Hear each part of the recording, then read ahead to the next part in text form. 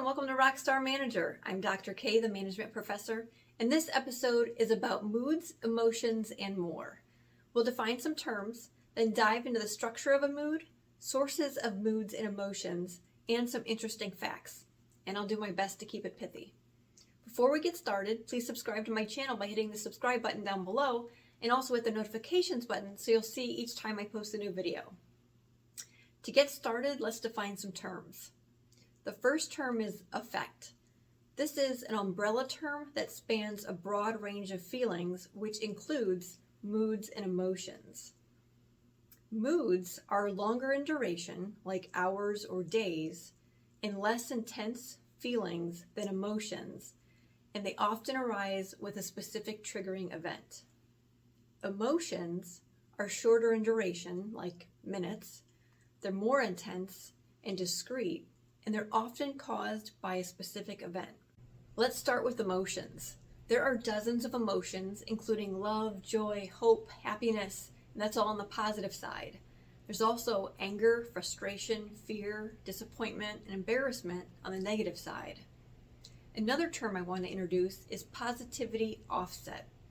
Positivity offset is the tendency of most individuals to experience a mildly positive mood at zero input, which is when nothing in particular is happening, meaning people are generally content. Interestingly, culture plays a part in your emotions. For example, Bolivia, the United States, and the United Kingdom are more emotional societies than China, Russia, and Bangladesh. India would be considered in the middle of the road in this instance. Some cultures like Japan and Russia embrace negative emotions, while countries like Mexico and Brazil embrace positive emotions and expressions. So let's dive into some emotions. We'll start segmenting emotions into two categories, positive and negative. And as I alluded to before, positive emotions express favorable evaluation of feeling, and the negative emotions express the opposite. Here is a quick graphic to help explain the structure of a mood. This is the structure of a mood. Above this dotted line is the high side, and below it is the low side. This solid line shows you a high positive effect on the upper right, and it shows you a low positive effect on the bottom left. The next two lines represent the opposite.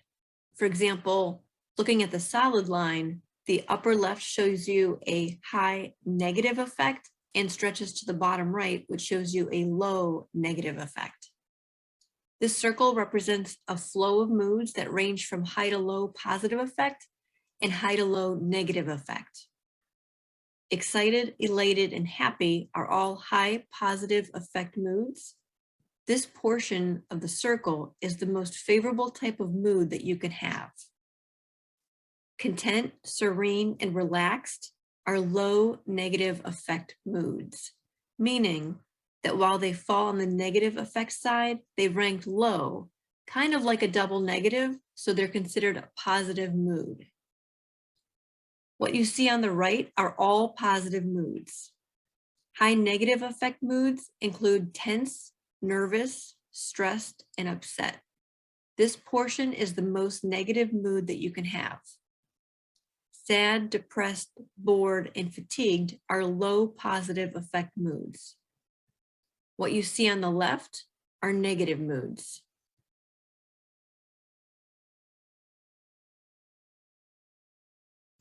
Lastly, here are some interesting facts around emotions. Moods vary by time of day. In general, research says this is the general pattern. Levels of positive effect tend to peak in the late morning. Then they remain level until around early evening. Your positive effect seems to drop off about 12 hours after you wake up. In general, negative effect increases from being relatively low in the morning to highest later in the evening. And there was a study on Twitter that demonstrated moods in the same pattern. In the US, most adults experience their highest positive effect on Fridays, Saturdays, and Sundays, and their lowest on Monday, which is the same across most cultures. Additionally, research consistently shows that exercise increases positive moods, and interestingly, Older adults tend to focus on positive stimuli more than younger adults. Hopefully you have a better understanding of moods and emotions.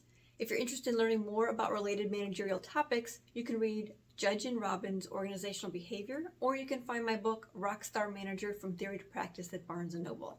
Thanks for your time. Be your best you and be a rockstar manager.